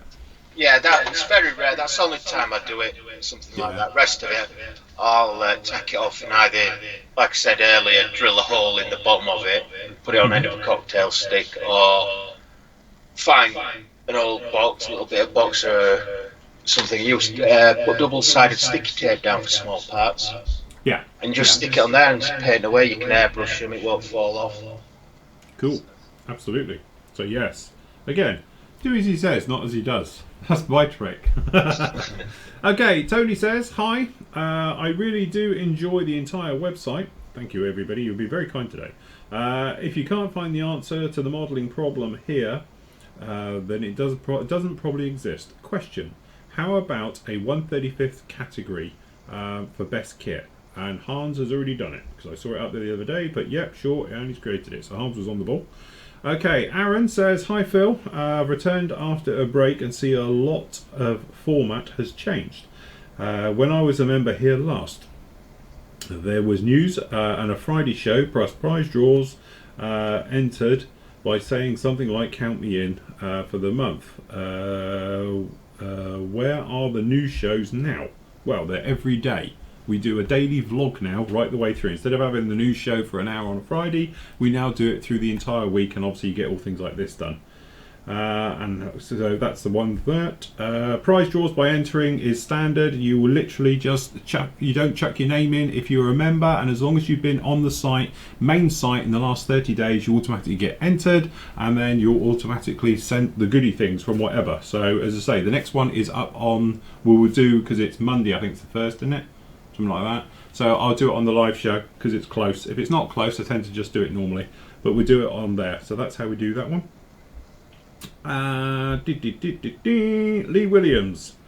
Hans has answered this one as well. By the looks of it, he's saying about colour matching Edard's PE, and Hans has done that one. Gary Richards, first post. Hi Phil, might be a silly one, but I've been recently starting using an airbrush with the layer of acrylics. I tend to build the sub-assemblies and then glue them together. My question is, do I need to scrape off the paint of the mating surfaces to get the glue to bond with Tamiya extra thin? No, just bang them together. You can either hold and touch from the side, and when I say touch, all you do is tap it and let the capillary action zip round it and do all its bit. It will eat through the paint and it will eat into it. So don't panic too much. And also, if you do get Tamiya extra thin on paint, just don't touch it, let it evaporate and it will dry in and you'll be absolutely fine. Okay, Paul Selwood. Hi Phil, any plans on doing a Seeking helicopter as it's about to be decommissioned? Looking forward to the Saturday build along. I must admit, I bought one off of Steve. I can blame him for it because I bought one off of him with the flight path set, wasn't it? Yeah. To convert it into the RAF version, of which, oh there it is, it's right there. I've got the Seeking, it's the SH3 version, but obviously Steve kindly flogged me off his entire thing because he didn't want to do all that photo etch either. I've got one. Oh, have you got one? I've got one, yeah. I've got one right. too with the photo etch sets and yeah. a couple other Seekings as well. Yeah. I can even give you the decals for the search and rescue one as well. Oh, right, okay. Brilliant.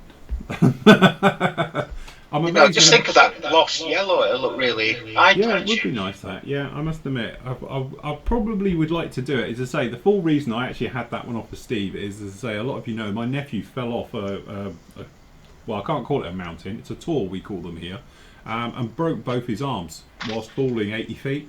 And they picked him up. Well, amazingly, they had the air ambulance, a police helicopter, and an RAF Seeking to get him off the moor. And I did say I would do it, so that's why I actually had it off of Steve. Steve said he had one, so that's why it's here. So never say never, but it's not high on my priority list at the moment. Here you go, Phil. All right. Because we don't do it anymore. I've got two of these, the Aviation Workshop, and they've got yeah. It's the way into it. Is that the Chivner one? That's it. Is that the Chivner one? It is.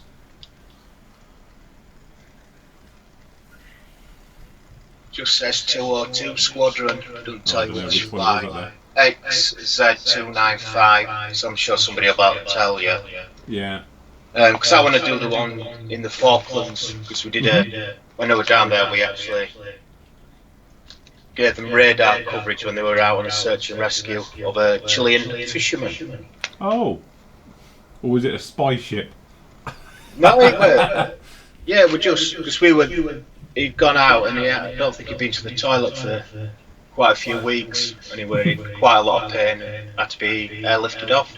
Oh, right. Bless. Okay. Paul Martin asks, hi Phil, could I please ask you a question about decals? I've applied the decals to my Viper, but I'm not happy with them. They were the decals from hell. I'm wondering if there is a way of removing them without damaging the paint. Also, is the clear coat gloss that doesn't have a yellow tint to it.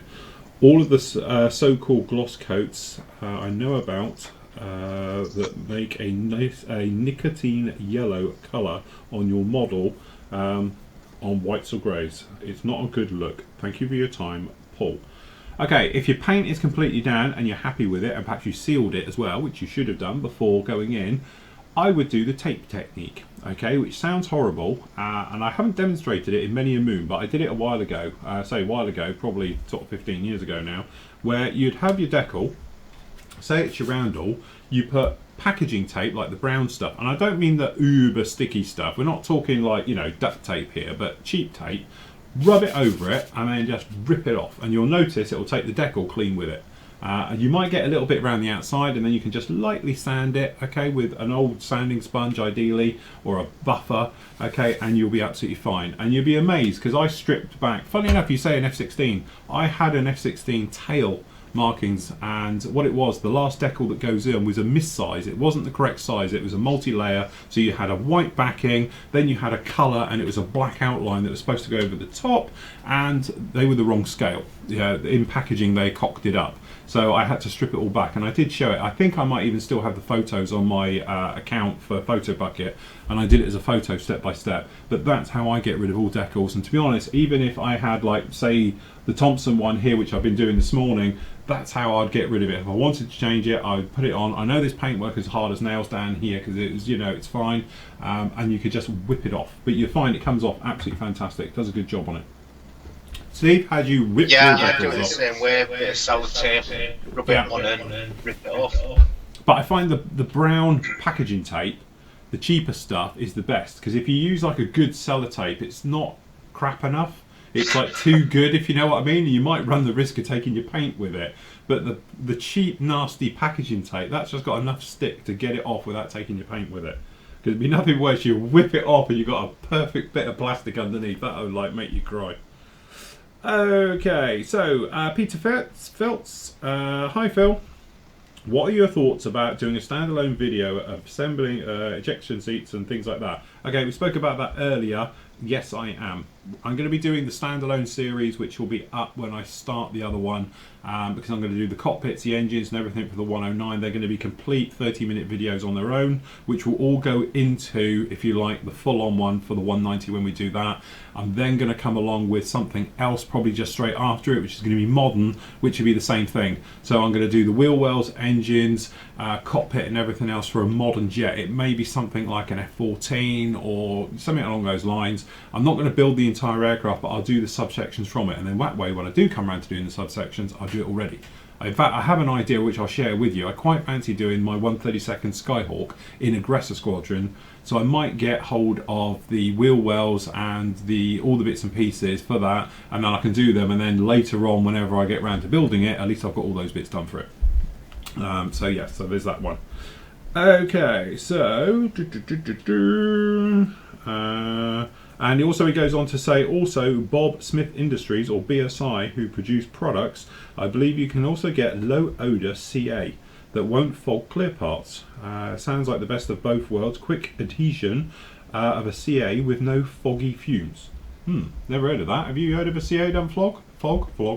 No, but I've used their super glue and it just bunged up. Oh, it did? Yeah, I didn't get on well with it.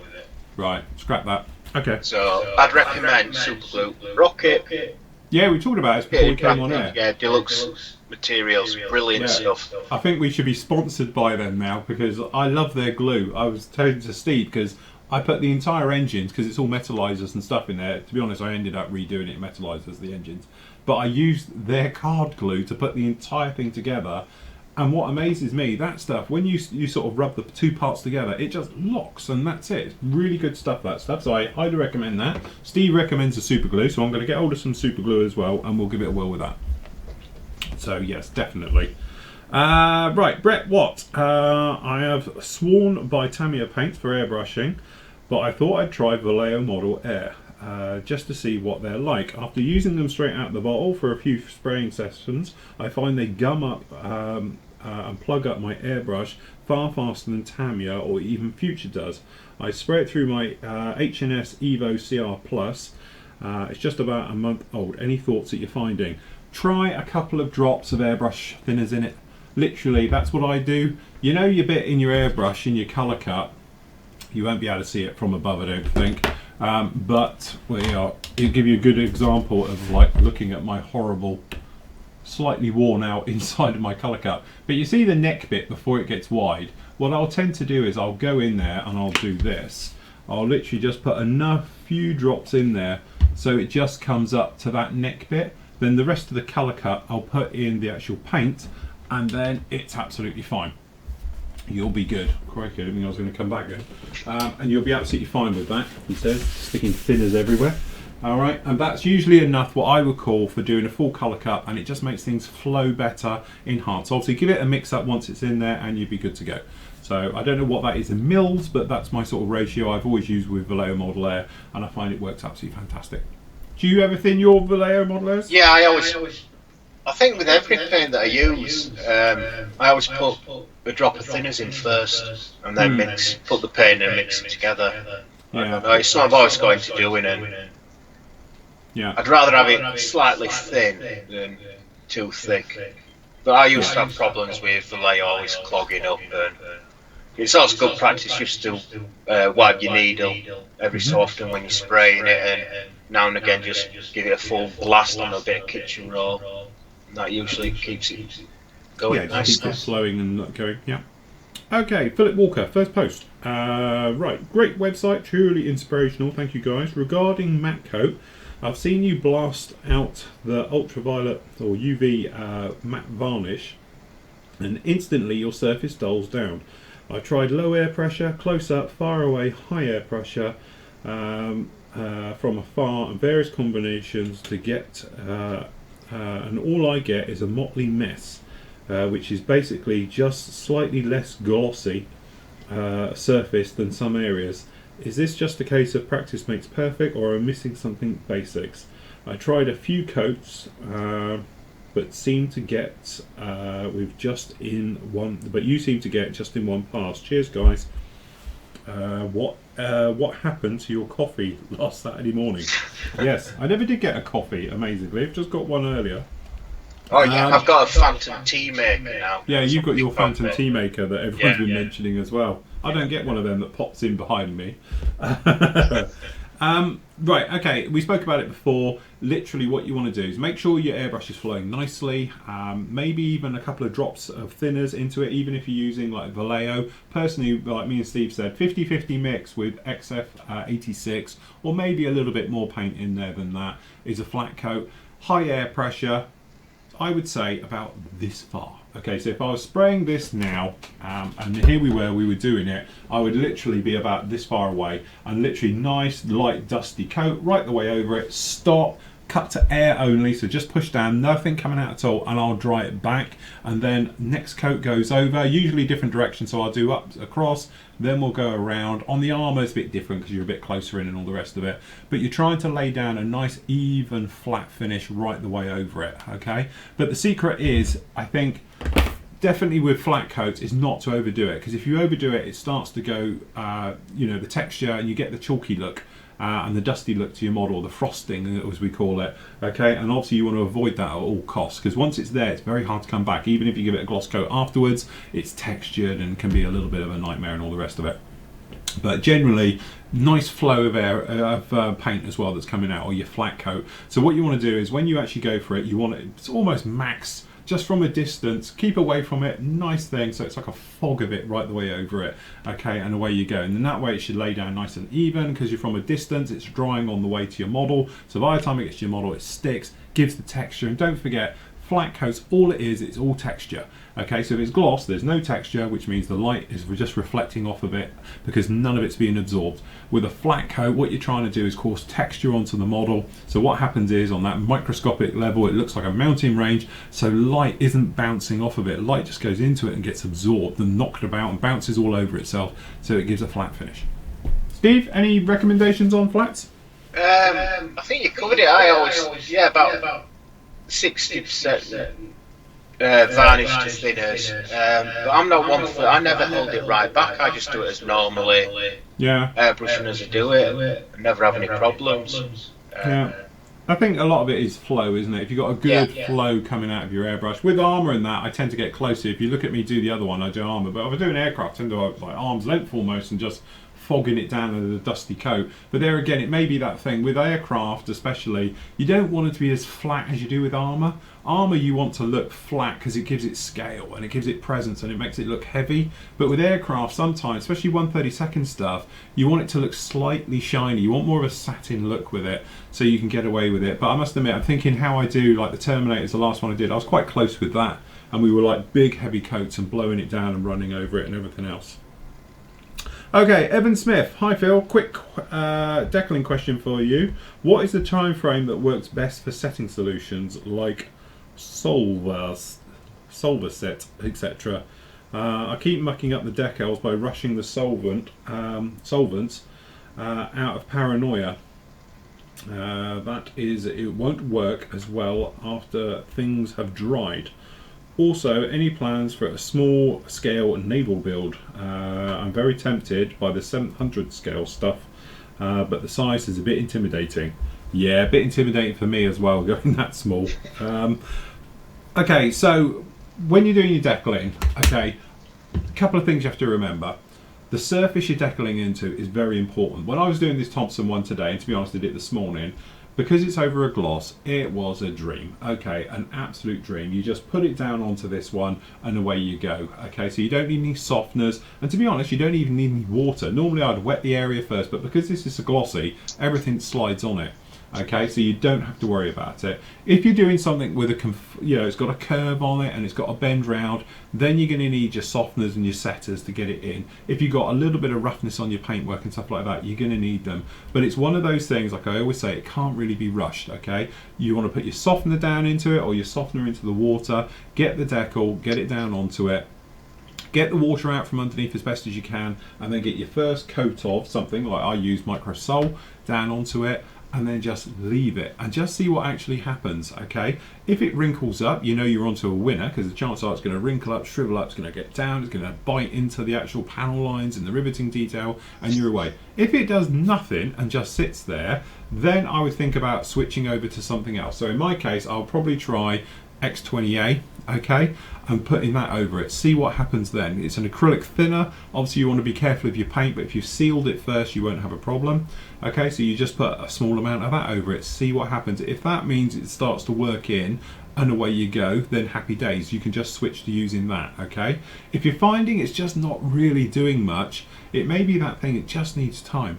Okay, so what I tend to do is thinner coats are better than thick. Don't just think by adding more Microsol and leaving it flooded on the top it's somehow going to work it, because chances are it's not going to do anything. It's all just going to evaporate. It's only what's underneath and getting underneath and pulling it down that's doing it. Sat on top of the decal, really it's not doing much at all. Okay, so what you want to do is perhaps put a little bit of something, the softener underneath it, so it can bed down into it, or even perhaps the actual setting solution underneath it to get it to pull down. Okay, and then that way you can just come away, leave it, come back a couple of hours later, have a look, okay, give it another coat, very light coat, come back, give it away. But I've had some models where it's taken days to get them all to go down properly, and then afterwards you think, okay, it's not down totally, but it's taken, scoring it with a knife, going over it with a riveting wheel just lightly to pierce the actual film, so that way the setting solutions can get in, get underneath and really pull it down.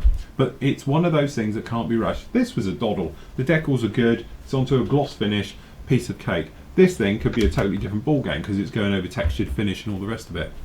It'll be one of those things we'll have to see. And obviously I'm using, for this one, it's aftermarket, beautiful, nice decals. This guy I'm going to go out of the box. So consequently, they're going to be horrible because they're going to be Revels, and Revels notoriously bad. They tend to be flat as hell and don't really like stuff. So it'll be interesting to do on that one. But so I'll be doing that one probably Thursday. So we'll see how we get on with it. Steve, anything to add? Yeah, obviously surface what you're applying on counts, but I use Gunsy stuff. I've got into a habit, I always put a bit of the setter onto the model before I put the decal on, no matter what decals they are. And doing it that way, usually the setting solution will pull the decal down into the paintwork so it goes on nicely. If I do need to use softening solution, I use again Gunsy stuff. And the good stuff about that is it softens it, but it doesn't shrivel it up. as much as the stuff that you use in Microsoft, and then leave it. I always leave it a good 40 minutes, an hour to see what happens. And then when you look at it, it should have gone over, shrunk down over all the detail nicely. But if it ain't quite in there, with that stuff, you can go in there with a moist cotton bud and start pressing it round over the details if you're very careful, and pushing it into the panel lines, and then put another coat on. If need be, if it's over a panel line, I'll get a brand new scalpel blade and just go down the panel line and put the decal on. But I think the overall secret is just take your time, be prepared to use your solutions, brand new blades. Just don't rush the decaling. No, I think that's, so my biggest advice is patience. Your surface will knock out 90% of your problems. If it's got a gorgeous gloss surface onto it, the decal will go down really well, okay, and have no problem. But sometimes you'll have them and they just won't bite. If you want to look at one that didn't bite for me, go and have a look at the F15C video, because I had real trouble with that thing, getting it down, until I used the worst thing you can ever do, is extra thin. So you put extra thin over your decal, it will just melt it to everything. But you have to be careful, because it is melting it. It's not just pushing it down. This is melting it to the surface. And that is my last case scenario. But as you said, we sanded it to get it to go in as well. So just get some texture and everything else. But what I'd highly recommend is, and again, brilliant sales pitch, is these guys, okay? If you want to prepare the decal for going down, use the buffer first on just that area, just to make it even more smooth, even if you've glossed it. That way you know it should lay down flat, and it's all about getting that decal to actually adhere to the surface of the model it's going onto.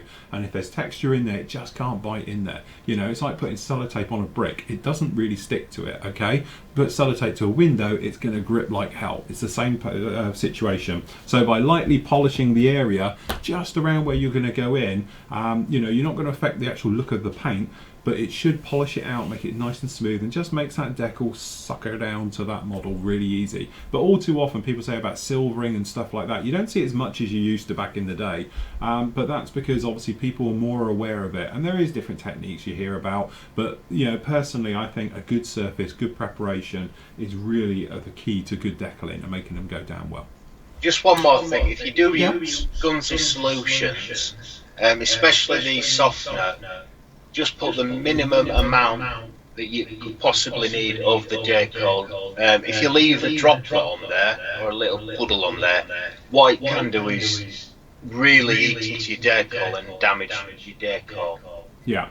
It actually really does melt it, and it just ruins it. So only a little bit, and brush it all over. I always use a flat brush, and like I say, you're looking at it, you can just about see that you've got a solution on there, but minimum amount at each time. Several passes is better than flooding and your decal. The other thing to speak about as well is that people often say about that milky residue they get around decals. Normally that's like your setting solution, where it's been so thick and heavy, is then eating into perhaps your lacquer coat that you've got down, or your clear coat. And let's face it, 90% of us all use acrylics, and that's what it is. It's etching and physically softening the actual area around the decal, because it's got flooded it with the actual setting solutions. So people say, oh, it's like got watermarks and stuff like that. It's not water, it's setting solution that's actually causing that particular problem. So what you want to make sure is that once you've got it down there, a thin layer, and also just perhaps pop around with a cotton bud just around to get any excess off of your paintwork and all the rest of it. But a lot of people, I think not so much recently, I think we've covered it before on the forum, but they were saying, oh, I'm getting tide marks. That's what that is. That's just too much setting solution too liberally around it. A setting solution, you want it to go on the decal and just slightly around the outside of it, but you don't want to be like brushfuls all over the place, or it running down the model, because it will soften usually your clear coat. And 9 times out of 10 people tend to use things like clear. It's quite a soft wax, that stuff, so it does etch into it and it can cause staining, and once you have got it, it's notoriously difficult to get rid of. Okay, so just be aware of that when you're going in, but again, it's all down to patience.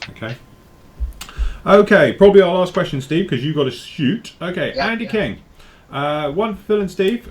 Quick question to Phil. I have an H&S airbrush that I use with a quick release valve. I've noticed that sometimes if I hold the airbrush around, the air valve air is escaping. Hold on, I can show you mine doing it, because mine does it as well. And I haven't read your question yet. Oh god, I'm tied up in cables. Come on, out you go. But mine, where's my airbrush? What you're talking about is a phenomenon called, and you wait, it won't do it now. Yeah, it won't do it. Hold on. Sod's law. You know what, it's not going to do it now. Why is it won't do it? There you go. If you can hear it. Yeah. Okay, what it is, when you put pressure, it tends to be just the quick release valve where it's not sitting flush, you're pulling it slightly. And what happens is, if you're like me and have a Mac valve underneath it as well, when you sort of wrap your fingers around and you've got hold of it, I tend to then, you just, I won't do it because I think we've got a load of silver paint in there somewhere, but you can actually hear it hissing and doing its bit. It's not necessarily a fault with it. I think it's just because of the length of metal. You've just put in a lot of movement on there, and the way that it sort of, it plugs in, and this valve system sits in there. It's just where you're rocking it slightly from side to side, and then it actually comes away. Okay, so that is the problem to that one. It's not fittings or anything else. It is literally just a slightly bad design that does it. It could be a thing. All of mine do it, to be honest. And as I say, it's only a small amount of air, and only if I'm moving it a certain way. Normally, if I've got the Mac valve against the palm of my hand, it's not the best design in the world, but I wouldn't say it's a problem and go out and fully doing it. Is there entire? I've checked all the screws and fittings, and they're all tight. Quick release valve just never seems to fully lock in place. Is there some hidden screw, something? I say it does it with me. I wouldn't worry about it too much. Only a tiny bit of it. Second, what do you do? Second, whether to do 1 or 2 builds at a time. I would say you and Steve are good enough to entertain us with your time, so you should do what you want to do. 2 builds are fine with me. Thank you. Finally, on your Saturday live show, rather than using up a quarter of the screen with a picture of the model box and the forum, is there a way for you to increase the size of the windows of you and Steve so we can see what you're doing, like a letterbox? No problem if you can't, just giving you some feedback. The trouble we have is that yes, we can go a little bit wider, but we can't go much wider than we are at the moment. So that's why I've sort of done us like this. And as I say, it's handy because we can have the photos on there as well and explain at the same time. Obviously we can still do, which we'll do, because when Steve is, where are you now, Steve? You're under, I think you're here. Okay, no, that's on the other one. That's my backup cam. This is from the other side of the studio. Is it that one?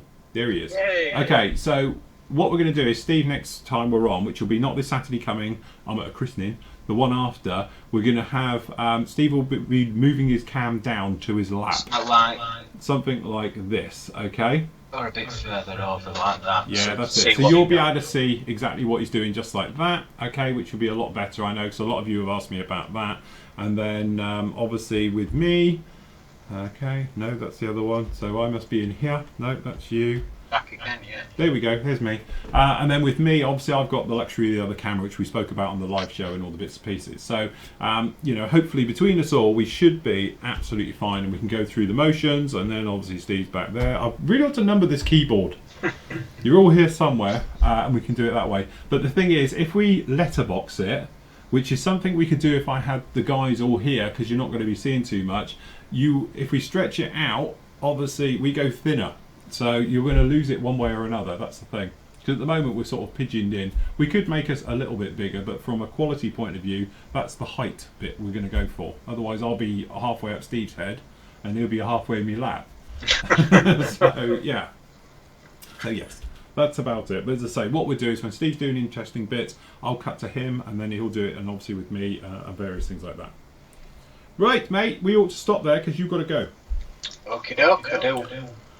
So look, we're actually quite good, but everyone jumped in with lots of questions, but I think we've covered loads and loads today, so that is absolutely fantastic. Thank you very much for joining us, Steve.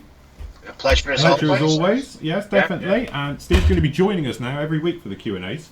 So if you've got any questions for me or Steve, just chuck them into mine, or you can ask Steve direct if you want to, and all the bits and pieces, and we'll answer as many questions as we can for you. So yes, thank you very much, mate. It's a pleasure having you here as always. I'm loving doing the live stuff. I'm actually quite into that. We could just do it full time. Yeah, we'll sit here from 9 till 5 every day and just do that. It's brilliant. No editing, nothing to do whatsoever. We just chuck it up. It's great. Yeah. So, yes. So what are you working on the moment, mate? Just before we leave you? I've got that tornado on the go, which I've just started. I'm just waiting for some bases to drop off so I can finish up the other models, and then where is it? Somewhere down here.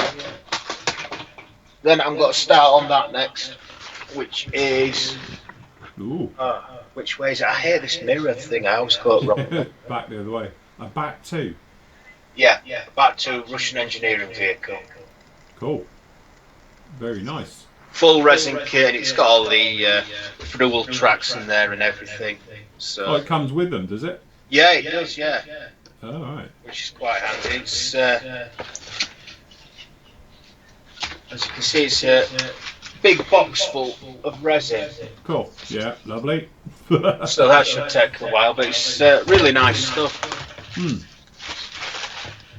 But yeah, they're throwing the tracks because it's a lot bigger. Is it T72 it's based on, I think? I can't remember off the top of my head. But it's a lot longer, so they put extra track links in as well. Alright. So, yeah. Cool. Well, that'd be good. I'll look forward to that. Yeah, that's it. Very nice.